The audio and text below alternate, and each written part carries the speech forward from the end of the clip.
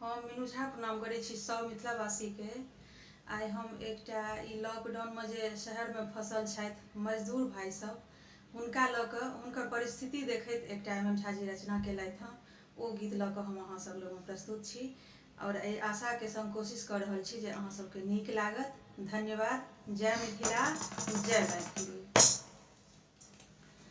नीतीश बाबू गाड़ी भेजने दिल्ली, नीतीश बाबू गाड़ी भेजने दिल्ली।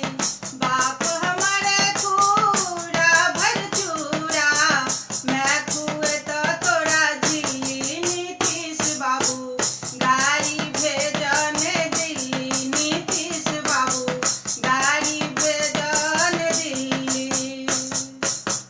सब छै अपने घर में भैया, हमरा लेल हमर कानै छै मैया।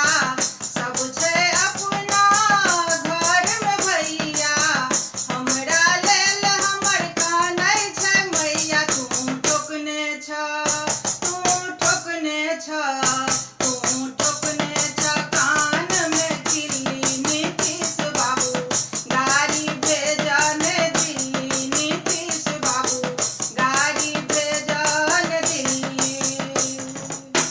बेबस आला चार छ जनता, तै पर पुलिसक दू हाथी डंटा। जेना लोक नहि हम, जेना लोक नहि हम, जेना लोक नहि